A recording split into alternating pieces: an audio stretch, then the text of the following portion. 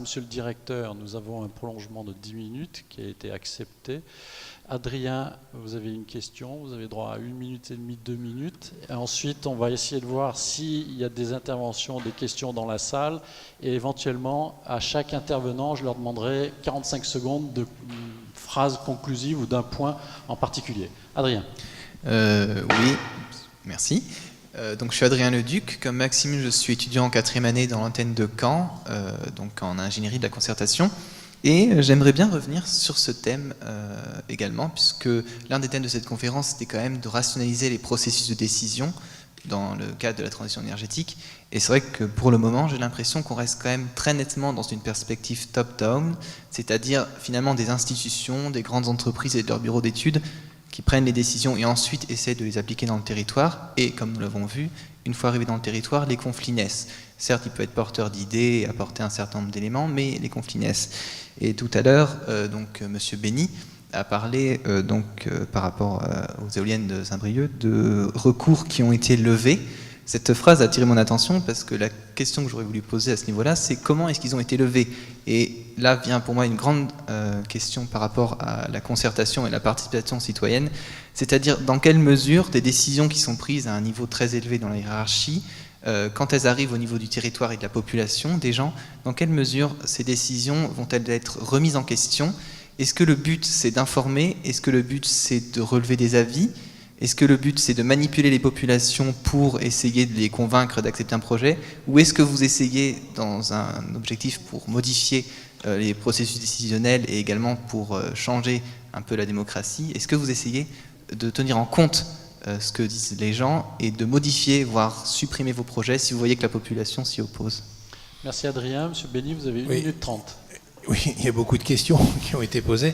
Alors, ce que j'ai dit, la levée des recours, les contentieux, ça concernait l'éolien terrestre et non pas Saint-Brieuc. On était à peu près sur une trajectoire de 1000 MW par an et on est descendu l'année dernière à moins de 600 MW. Et donc, les recours, pourquoi ils ont été élevés? Parce qu'ils ont été traités par la justice. Donc, on a eu un creux pendant 2-3 ans. La justice a rendu et puis ça repart. Et on a, j'allais dire, en France actuellement, plus de 1000 MW en stock. Donc on est à peu près sûr que pour les 18 mois qui viennent, on a de la puissance qui arrivera sur le réseau. Pour la concertation, pour vous donner un chiffre, je vous ai dit que c'est entre 7 et 10 ans pour réaliser un ouvrage de raccordement. Il y a à peu près 18 mois de travaux. Le reste, c'est des procédures, c'est des études d'impact, des études environnementales, de la concertation, un débat public, une enquête publique. Voilà, c'est tout ça derrière. Et donc, non, c'est pas une concertation. Alors, je sais pas quel terme vous avez évoqué. Est-ce que c'est pour manipuler? Vous avez dû dire la population. et donc, non, si vous voulez, il y a des procédures. Alors, là, il faudrait peut-être demander, non, il n'y a personne du gouvernement. Mais le choc des simplifications, alors on en parle dans beaucoup de domaines, c'est aussi une simplification. Et pour le projet de Saint-Brieuc, on essaie de voir quelle simplification on pourrait faire parce qu'on décide, par exemple, de mettre un parc en service. L'État a lancé un appel d'offres, sauf qu'il faut attendre. Alors, Madame Thomas disait alors 2009 les premières études, appel d'offres en 2011, le parc sera mis en service en 2020. Vous voyez, donc c'est 9 ans, 10 ans avant. Donc on essaye d'informer au maximum. Alors après, Dominique Ramard l'évoquait aussi tout à l'heure dans son intervention, quand on parle débat public, est-ce qu'on peut convaincre la population? Quand on a fait un débat public sur, alors je ne vais pas prendre le cas de Saint-Brieuc, sur un ouvrage type la ligne qui va entre Cotentin, donc le Cotentin, le futur raccordement de la centrale nucléaire à Flamanville, en fait le débat public, vous avez les associations, tous les acteurs concernés, et c'est pas un débat pour informer le public, ça on le fait dans le cadre des concertations et tout ça, c'est un débat, alors, si vous avez l'occasion d'assister à un débat public sur une ligne TGV, une usine d'incinération, une ligne électrique, qu'est-ce que je peux prendre, enfin tout ce qui est grande infrastructure, c'est très très compliqué et je ne suis pas sûr, pour en avoir assisté à quelques-uns, qu'à l'arrivée, le public soit plus informé et que tout le monde ait pu s'exprimer et qu'on en sorte, j'allais dire, derrière, avec la bonne information et de dire ok, c'était utile. Alors est-ce qu'on les remet en cause? Ça arrive, il y a des projets, nous on a des projets de lignes électriques qui ne sont jamais sortis, on avait lancé l'étude et puis ça a capoté à un moment et donc cette ligne ne s'est pas faite. Donc oui, les projets peuvent être mis en cause. Sur les Pyrénées, il y a une ligne qui n'a jamais... La ligne qui devait traverser les Pyrénées il y a 20 ans a été abandonnée. Il y avait une ligne dans Provence-Alpes-Côte d'Azur qui a été abandonnée. Oui, il y a des fois des projets qui sont abandonnés. Merci Monsieur Béni. Est-ce qu'il y a 1 ou 2 questions dans la salle pour faire de la démocratie participative chère à Madame Royal? Monsieur.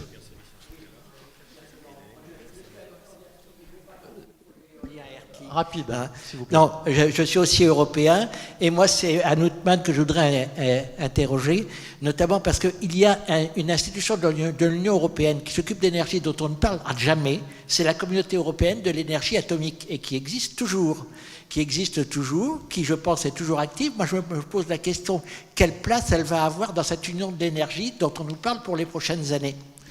Merci beaucoup. Est-ce qu'il y a une autre question? Oui, en haut à gauche. Une autre après ou pas? Non? Génial. Oui. Bonsoir, merci pour ces interventions. Voilà, je fais partie ici à Rennes d'une association qui s'applique à promouvoir la citoyenneté européenne. Et je me demandais, un contexte exceptionnel un peu comme ce soir, si tous les acteurs que vous êtes de l'énergie sont d'accord sur l'articulation entre le local et ce qui se fait au niveau européen, sachant qu'entre les deux, il y a le national. Or, si je ne m'abuse, en fait, il n'y a pas de représentant de l'État, par exemple, ce soir. Et j'ai parfois, là c'est une opinion personnelle, l'impression, comme il a été dit, effectivement, que le niveau national est celui où il y a la crispation de souveraineté qui se fait sentir pour empêcher des articulations entre les acteurs locaux des différents États membres de l'Union européenne. Ouais, très bonne question. Alors, la souveraineté européenne, souveraineté nationale, ce ne sera pas pour ce soir. Vous avez 45 secondes, chaque intervenant, pour éventuellement soit répondre à une des deux questions qui ont été soulevées, soit un élément que vous avez retenu des autres intervenants. On commence de la gauche à la droite. Sonia?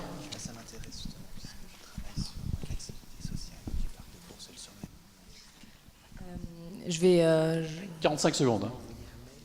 J'en ai déjà perdu 10. Du coup, je vais finir juste sur un chiffre. On a beaucoup parlé de financement. Un dernier chiffre. Aujourd'hui, on a 440 milliards de subventions aux énergies fossiles dans le monde. C'est 4 fois plus que pour les énergies renouvelables. On a des progrès en termes aussi de où est-ce qu'on met les subventions si on veut avoir une transition énergétique et une politique climat au niveau mondial. Merci infiniment, Monsieur Boucli. Moi, je voudrais redire que, vous l'avez bien perçu, les questions de l'énergie sont des choses très complexes qui nécessitent des compétences très grandes dans le domaine technique, économique, avec des évolutions technologiques rapides.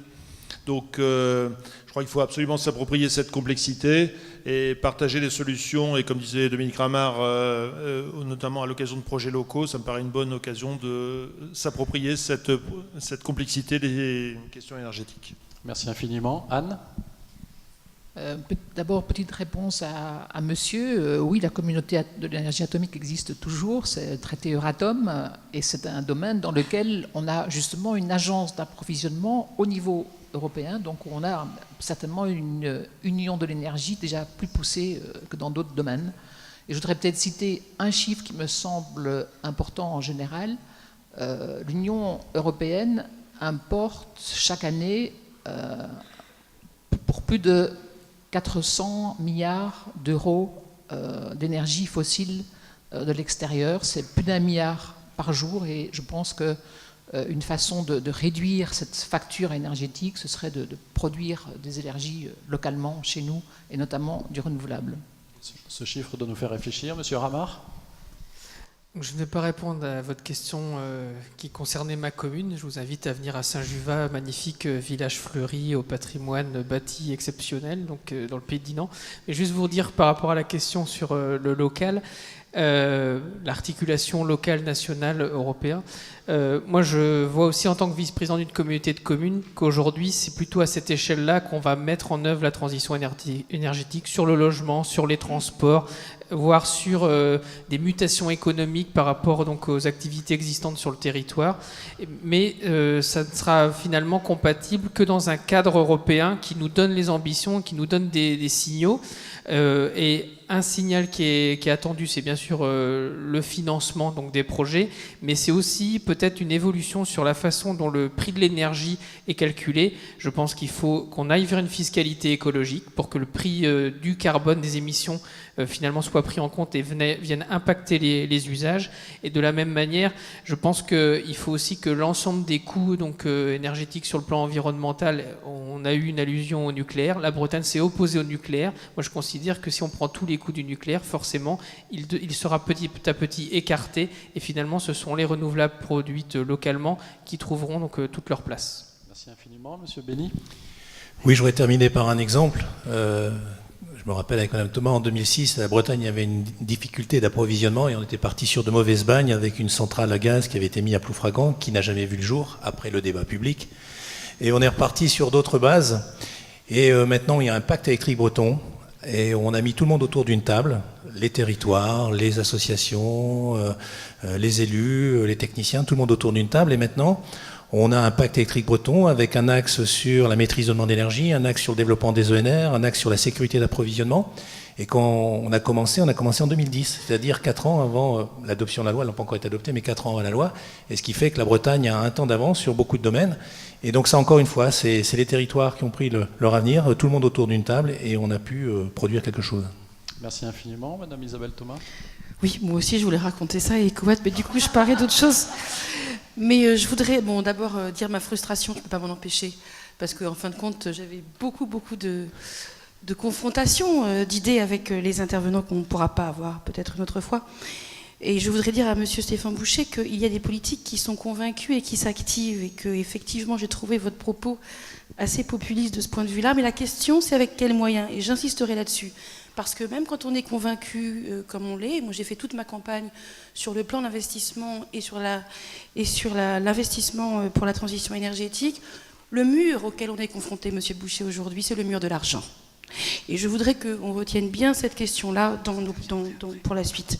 Deuxième chose, si j'ai encore une seconde, pour dire que je partage complètement ce qu'a dit monsieur. Les niveaux pertinents aujourd'hui sur les questions énergétiques, c'est le local et c'est l'Europe. Bien sûr, la planète, mais ça, on manque un peu de moyens, même s'il y a les sommets. Mais en tout cas, le niveau pertinent pour agir, à mon avis, c'est le local. Et c'est l'Europe, et c'est d'ailleurs pas un hasard, à mon avis, si le seul absent autour de la table parmi les partenaires ce soir, c'est l'État. Je crois que les conceptions actuelles, y compris au sein de l'Union européenne, y compris, il faut qu'elles soient bousculées parce qu'elles sont totalement dépassées. Et je voudrais, pour preuve, dire que aujourd'hui, les États membres, c'est pas vrai que les États membres sont indépendants les uns des autres sur la production énergétique. Madame la représentante de la Commission, j'en veux pour preuve évidemment les exemples qui ont été cités sur la question du gaz russe, puisque pour des raisons d'utilisation de gaz russe dans certains pays, nous sommes, et je le vis au jour le jour, confrontés à une prise de position diplomatique. Donc à tout niveau, nous sommes interdépendants. Et alors on est... Non, parce que vous disiez, les États membres peuvent très bien produire comme ils veulent, en gros, et décliner comme ils le sentent. Bon, c'est mal compris, alors je vous ai mal compris, excusez-moi. Mais en tout cas, je pense que ce n'est plus possible. Justement, ce n'est plus possible que de décider au niveau des États, que ce soit sur les connexions, que ce soit sur la production de renouvelables. Et le reste doit être décidé, enfin en tout cas mis en œuvre au niveau local, à mon avis, comme sur l'efficience des bâtiments. Mais ça demande des financements, à mon avis, au niveau européen. Voilà, j'en ai terminé quant à la concertation. Ça a été dit, quand on veut, on peut, et ça c'est au niveau local, mais aussi au niveau européen que ça se passe, parce qu'effectivement, il faut... être présent pour les élus le plus possible quand on est invité. Et j'en profite pour suggérer de nouvelles invitations de nos organisateurs. Merci. Merci Madame Thomas. Madame Gourmand-Arnaud. Merci. Donc, juste quelques messages que j'ai retenus et que je voulais refaire passer. C'est le côté que la transition énergétique, il n'y aura pas une solution, mais de multiples solutions, que ça sera du local et du global. C'est ça qui permettra de faire la transition énergétique, qu'il y aura besoin d'innovation, de technologie et d'investissement. Et je pense que le message, il est clairement passé. Également que les entreprises privées telles que les énergéticiens ne sont plus aujourd'hui vues comme le problème, mais comme une partie de la solution à la transition énergétique. Donc il y a vraiment aussi un changement là-dessus et c'est important. Et que dans ce cas-là, ce qu'il faut, c'est des messages clairs, des messages sur du long terme, et aussi des messages assez globaux pour éviter d'avoir des zones qui ont des objectifs très forts et éviter toute distorsion de compétitivité. Merci beaucoup Stéphane, avant d'aller prendre le train. Oui. Donc on se débat tous comme on peut, nous à la Fondation européenne pour le climat, vous Madame au Parlement européen, Madame Outman à la Commission, etc. Le fait est aujourd'hui, pour répondre à la question d'Adrien, nos institutions ne sont pas en mesure de répondre aux défis climatiques à la hauteur à laquelle on doit lui répondre. Et ça, malheureusement, ce n'est pas préjugé des efforts des uns et des autres. Et c'est un vrai sujet pour des étudiants de sciences politiques.